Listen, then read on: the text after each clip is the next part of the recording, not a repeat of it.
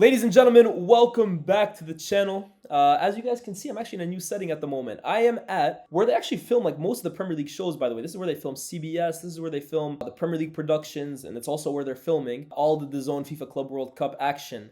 Some of you guys might know, some of you guys might not, but I'll let you guys know right now. I am working this summer with DAZN to help cover the FIFA Club World Cup. Myself, James Alcott, Stunt Peg, Julien Laurent, amongst a host of other names, are all coming together at the end of every single match day and bring you guys a show called The Press, where we basically give you guys like a magazine style-esque breakdown of all the action for the match day. And we've been doing it for the last week. It's really been fun, but guys, let me tell you this, right? My sleep schedule is all over the place because the Club World Cup is obviously held in the US and the final game is typically on the West Coast, so you're talking like California time. That means that we're really kind of going live on television at 5 a.m., 4:30 a.m. We're finishing around 5:30. I'm getting back to my hotel around 6. I'm sleeping till 4. I'm heading back to the studio to watch the games at 5. And I'm repeating the whole thing day after day after day after day. Do you see the pain in my eyes right now? I'm struggling. It's why ultimately I haven't been able to bring you guys a lot of content over the last few days. I haven't been able to be on Twitch streaming for you guys.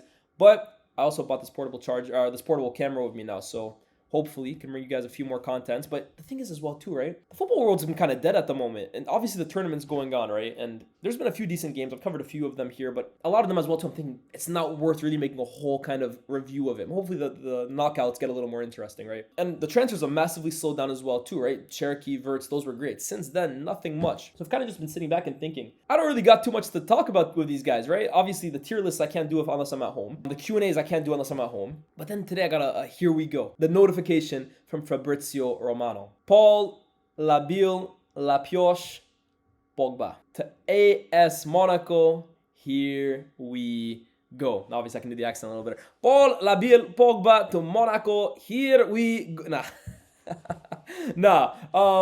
Pogba is going to be joining Monaco. And it brings me a bit of joy to see this, right? Now, Pogba, maybe the most polarizing player of an entire generation when it comes to opinions on him. Never before has a player had so many people who absolutely love him, counteracted by the amount of people that cannot stand this guy's guts. And I don't think that's an exaggeration whatsoever. There are so many people who absolutely adore Paul Pogba, look up to him, think he's one of the best midfielders talent-wise ever, and then guys who absolutely can't stand the sight of him, think he's a waste of space, wasted potential. I'm seeing people on TalkSport calling him a cheat. Where do I stand on this conversation? Well, there was actually a time where, with Pogba at Man United, I actually really started getting annoyed with him. And it wasn't per se about his performances. Because I actually think performance-wise, Pogba's time at Man United has actually aged super well. But we'll get into that, right? But I think the thing that really annoyed me with Pogba at one point was not really even about Pogba, but mostly about his entourage. Because, I mean, seriously, rest in peace, Mino Raiola, right? But the amount of times this guy, or his brother, or his mother even, would come out just talking on behalf of Pogba about he's not happy at Manchester, he needs a move, we're talking to other clubs, Pogba's seeking him. I'm like, geez, man, can't the guy just play football? And we talk about this in the summer. I remember one time in particular, right? We were playing RB Leipzig, or we were about to play RB Leipzig in the Champions League group stage, match day 6. Must-win game. If we lose, we're out. If we draw or win, we're through.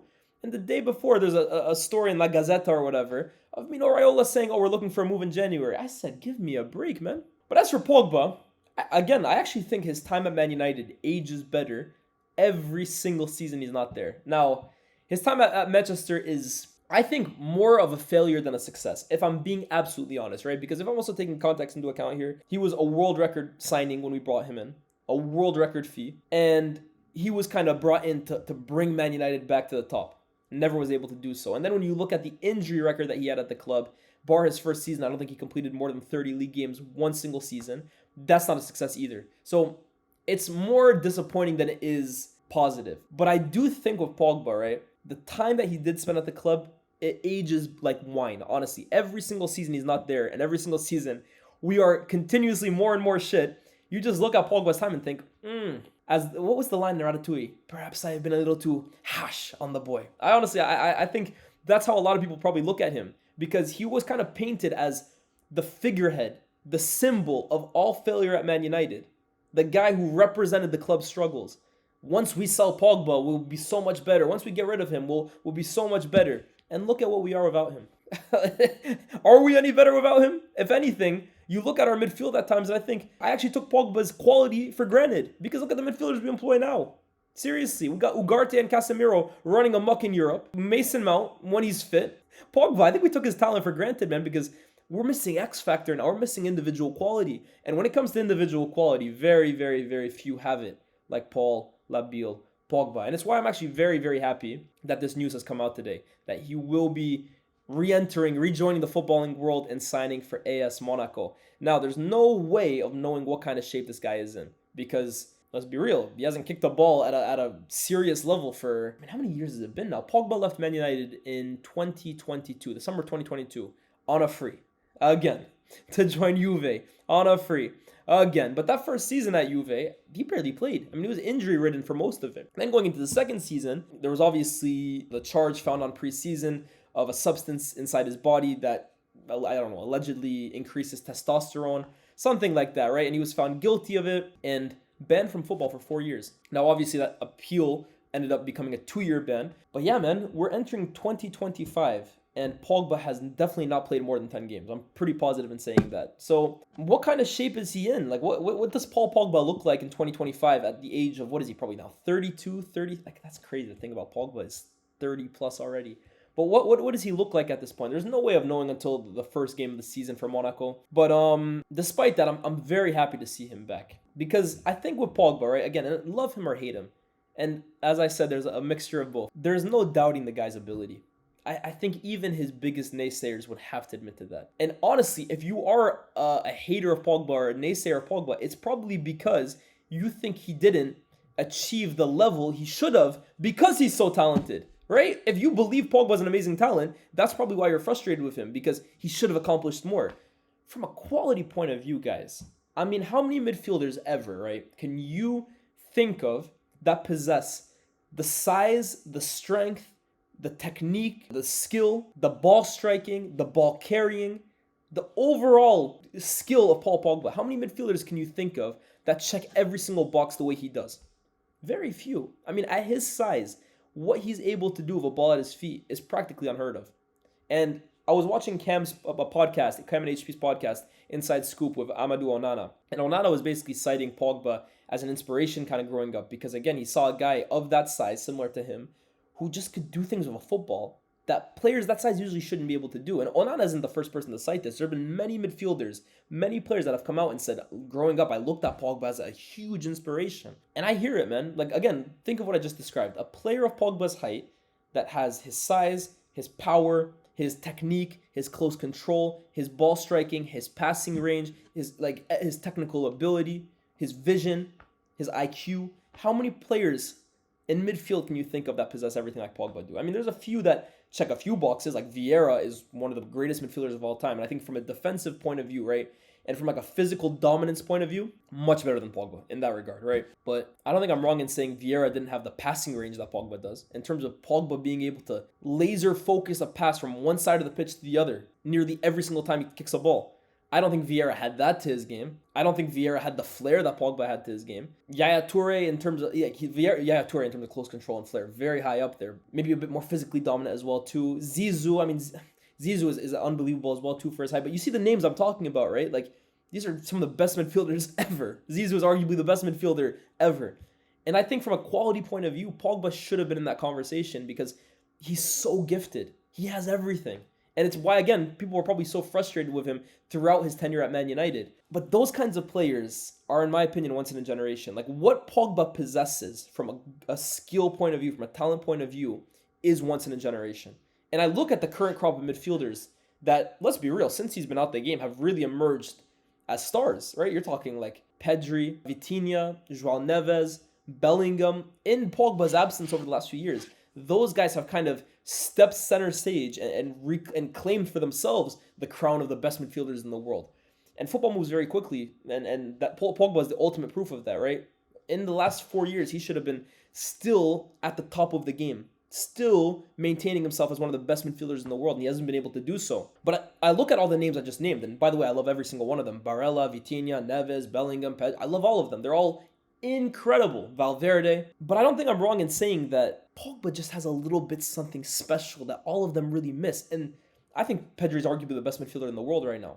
He's amazing, and I think he's going to go down as one of the best ever. But when Pogba's really on it, right? When Pogba is in full flow, I'm sorry, there's things he can do that Pedri can only dream of, man. The way Pogba is able to just pick up the ball and just like shrug somebody off and step over, get past the player, and maybe caress it with the outside of his boot to his winger. Like, the guy's arsenal of ability, of skills, of weapons is unheard of for a midfielder, man. It's unheard of. The things he can do with a ball at his feet are things that some of the midfielders I just named can only dream of.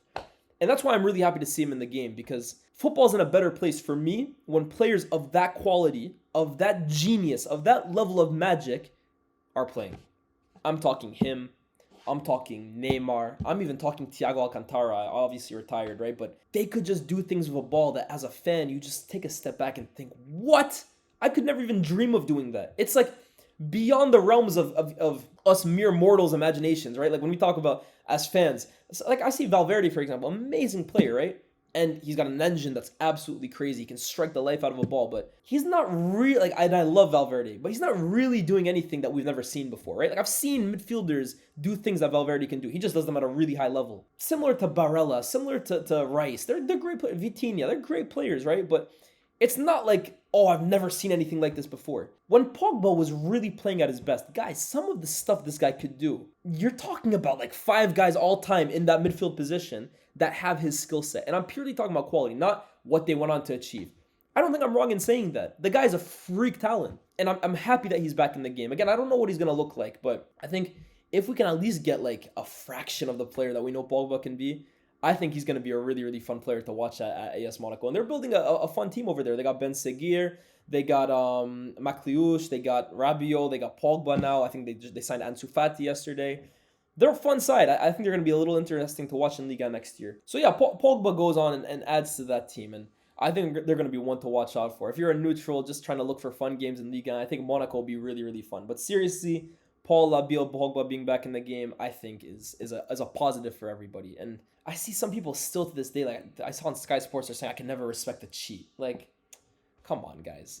I think for more, like, obviously there's the rare exceptions, like, right, like Adrian Mutu, like Lance Armstrong. Those are real cheats, right? And I see sometimes like Mudryk recently, he's gonna be banned for 4 years, and it's a shame for me, right? Because a lot of these things that happen in the game are unintentional. I really don't believe in my heart of heart that Pogba went out of his way to take performance-enhancing drugs. So I feel like at times there's people are just making more of something than it has to be, especially when it comes to Paul Pogba, because this guy always seems to be in the news. He always seems to be like front and center of some kind of controversy. He's easy for clicks. The British media absolutely ripped him to pieces when he was playing in the Premier League. And in a way as well too, I'm very happy that he's going back to France. And look, as I said, I name dropped some people I'm hanging out with these days, right? I mean, the footballers I'm with. Let me just name drop a few of you guys. You know, Kleberson, World Cup winner, ex-Man United midfielder. I've been hanging out with Kleberson recently. Callum Wilson, Shay Given is here today. Who else have I been with?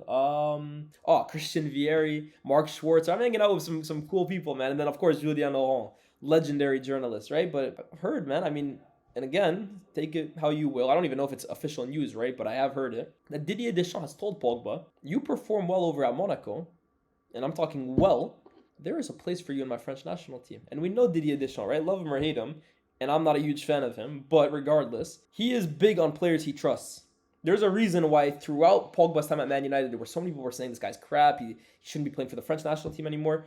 Deschamps consistently trusted him, and he was consistently one of Deschamps' most consistent positive performers. He trusts Pogba, and I think you look at the French national team over the last 4 or so years without Paul Pogba. Yes, they made it to a World Cup final, I know, but they're missing him. They're missing a good Paul Pogba, which again, we have to see what kind of shape he comes back in. But if Paul Pogba comes back even half the player, I think he walks back into this French national team.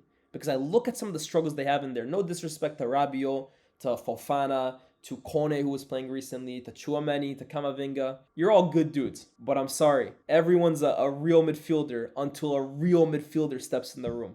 And if Pogba can get back to even a fraction of his former level, he will be integral to that French national team. And I'm rooting for him, man. I'm rooting for him. Football is a more fun, enjoyable sport to watch when players like Paul Pogba are operating at their very, very best. So, I wish him all the best. Let me know what you guys think of Paul Pogba's return to football. How do you think he's going to fare at Monaco? What do we think about Liga next year? Obviously, PSG are going to enter as the favorites, but could Monaco make a sneaky push at the title? Remains to be seen. Like, share, subscribe. Let me know down below as well, too. What do you guys want me to talk about at the moment? I'm thinking as well, too, of touching on the comments made by a few footballers about Moussa Dembele. So many people are saying he's the best player they ever played against. I'm seeing a lot of people kind of confused why. I have a theory. Let me know down below if you guys want me to upload a short video explaining why I think people are saying that. So, like, share, subscribe. I'll see you guys very, very soon. And check out the press, the Zone Football. Every single day they upload it on there. Me, James, Julian Laurent, Stunt Peg. Check it out, guys. Show some support for the boy. All right, I'll catch you guys very soon. Peace.